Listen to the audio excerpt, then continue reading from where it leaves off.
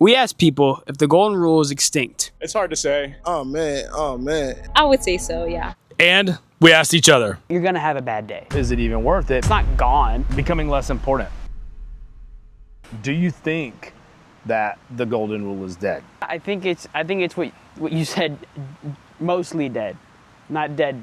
Because I do see the golden rule out and about different scenarios. Like it's not gone. I feel like we're forgetting that other people are people as well. Like it's so much easier to almost reduce a person to an instance in our lives. So we should clarify, because we're talking really right now about people we don't know, where you could kind of argue that it doesn't take a lot to show kindness or courtesy to someone at the grocery store. I think the stakes get higher when you have a personal cost involved. I think that that's not true. I find myself, because you know the person, it's harder to actively choose not the golden rule. It's harder to choose not to let them off the hook, to not give them the benefit of the doubt, to not, treat them the way you want to be treated. Versus a stranger, it can be a lot easier, for me at least, to be like, you stupid jerk. More like, if you did wrong to me, I'm gonna treat you differently.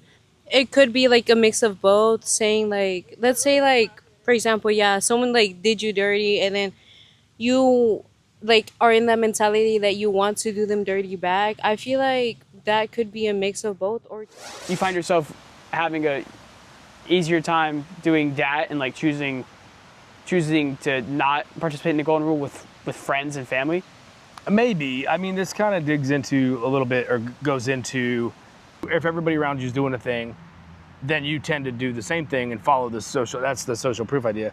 But it's also, when you're doing something against the grain like this, that's selfless, and everybody's behaving selfishly, theoretically, then, you might start asking yourself, is it even worth it? Because really the idea of the golden rule works when there's a high level of adoption. Why should you follow the golden rule? Do you think we should follow the golden rule? And if you do think that, why should we? Because it's the hard thing to do. Having no sense of moral compass or no sense of direction for what you want to be means that you have no identity then. Because I think people that don't have any morals or have any like, I want to be like this, or I'm going to be like this, and have these things somewhat set in stone, and that those are able to be challenged, that if they can't do that, then they don't really know who they are, and they're not willing to find out. And the golden rule is a great exercise of certain morals, like compassion or understanding. I think it's a lot of empathy. Or even critical thinking. Like it has a long list of them, because all of these can be applied to choosing. Like there's so many routes to ending up at a golden rule. There's a logical route where it's like, is me being a jerk to this person just going to cause me more of a headache? So then it's a self-serving situation? It can be. And I don't think that's necessarily bad, because I think if we're self-serving by benefiting the world, it's not only self-serving. Mm-hmm. And does it make me feel good? Yeah, of course it does. But does it also make me feel good because I help somebody? Yeah. So it's kind of, it's not clean cut. Is there a point in which you sort of throw all that out and sort of look out for number one? And it seems like that ends up being the case in movies, but then there's something inside the human spirit that still gravitates toward, at least in the movies, theatrical, we don't know how it would be, where you see the worst of humanity in those situations. But you also see, they highlight the groups of people that are trying to still clean together, do right, create a new society, whatever they're trying to do, for some benefit of each other. And even though it's a challenge, even though it's a struggle, because maybe that's hardwired into who we are. Choosing yourself over a bunch of people, while is short-term beneficial to you, we are communal creatures. Mm.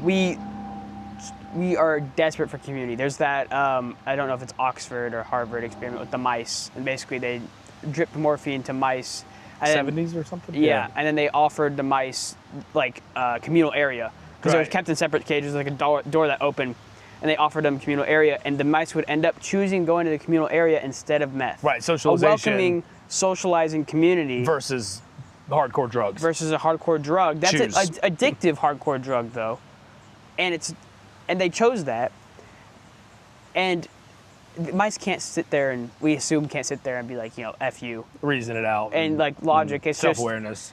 It sees another mice. It sees another mice, mating, breeding, whatever. It sees another mices. Yeah.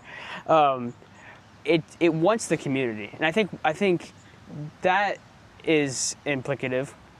Good word, I know. Word of the day.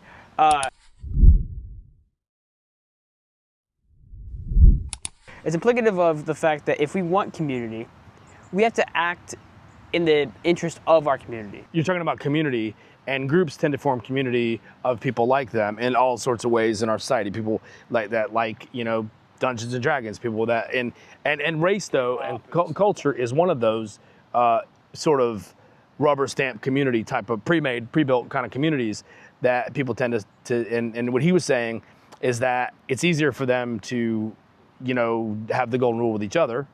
Now let's go take it there. No, go ahead. So we're gonna do the race thing, like y'all stick together, we stick together. So it's like outside of that, it's nothing there. So it's like it's hard. Once we break that barrier though, then we can think like how you just said. Is it easier? Because empathy is easier when you understand the other person better, because you may not have experienced things as similarly, and that could be status based, or like billionaires compared to people that are homeless or something, or all areas in between. I don't know. Make some sense of what I just said. Is that provoking your brain at all? That's a lot. You just do like spaghetti at me. I'm trying to unravel the noodle. All against the wall. It's rough. It was rapid fire. You know what it was? It was E Honda. It was just one hand, I think. Huh?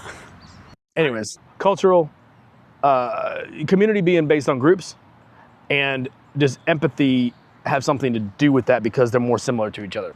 I think that AA meetings are a great example of this, because that room is full of no judgment and pure empathy, because they all know what it's like. Now, they're not living the same life. They probably didn't all go to alcohol for the same reason. Right. But they're in that room, and they have a community, and it's so easy to judge those people from the outside. Like, you're just an alcoholic. Yeah, but there's so much more to a person than that. And I think with communities and with the races and things including like nerds, like super crazy nerds that are like super obsessed with things, or K-pop or manga, anime, movies, you name it. Yeah, so many different. Even sports, right. Like people get crazy about sports. I think when you don't come to the table seeking understanding, you leave frustrated and reassuring yourself of whatever you believe. Make a note. All roads lead back to Stephen Covey. 7 habits. Seek first to understand, then to be understood. Do you think people still follow that rule? I'd like to think intrinsically most people want to follow them, but we're all human. We all sometimes act selfishly, but it's hard to say. Made me think of something. What if we could bring the golden rule, this aspect of empathy, this part of your humanity, tied to your identity, so that you think of yourself as somebody who is that? And if that's a factor in extending that broad, more, out to the world, then how do we get other people to start to have more empathy tied to their identity? And is that even a cure? And there's no cure to hatred. I think the cure to hatred... Now, hatred is different. Hang on. The polar opposite of golden rule is... I don't know what you would call it. The two extremes, The complete selfishness, probably. Yeah, the poo-poo garbage rule. Right. Is what I'll call it. But it's a terrible name. I walk by and kick you in the face because... Just because I felt like it, and it benefited me. But I think trying to remedy people's selfishness is a little bit naive because of the severity of that task. Mm-hmm. But I think the solution and a reasonable thing that we can expect of people is to try to be as kind as you would want someone to be to you. It's not an all the time thing, because the reality is I have bad days. You have bad days. Dude over there has bad days. Everyone has bad days. You think we should try to be the bigger person in general? I feel like you should, but also, like I said, it's also depending on the situation. So people aren't perfect. I would say so, yeah. But you want to feel like someone tried with you on your bad day. I think that's more important. I think feeling like, I think especially like when I have a bad day and Taylor and Kenna or you or mom or my friends are like, hey, what's going on? Or hey, I was thinking about you. And those small moments, I think, is what we got to focus on. It's like, just try to do it once more this week. And then once you do it once more that week and you can do that consistently, let's try it twice more. And let's try it once a day, like whatever's reasonable, because you can't go from 0 to 100 with anything. You can't. No, and you're never going to be perfect either. No. But you know, I think it does matter, and to understand that other humans, that being a human is hard. Incredibly. This experience in life is challenging in all sorts of ways. And you know, especially if we strive to learn and grow and be better, what we end up finding is things that disappoint us, things that challenge us, things, you know, and not when I say things that disappoint us, absolutely other people disappoint us. But I think what we don't always say is the mirror disappoints us maybe more than anything else. My last question for you, my only question to you this episode, is the golden rule actually dead? It's mostly dead, and we're living out a scenario where we're going through the mud to learn more about ourselves and to be better, but we move more toward helping everybody be better. And I think we're all better if we treat each other the right way. That's my opinion about it. So we talked a bit about golden rule being dead. We want to know your thoughts. Tell us in the comments. Hit that smash that subscribe button. Smash that subscribe button. You don't have to if you don't want to. We love that idea, but we don't really care about that. We care about getting the conversation with us because we love to have those deep conversations, and that's what we're here for. So, should I do it with you? Yeah, do it. Ready? 3, 2, 1. Okay. I think that went a lot better this time. Yeah, it went a lot.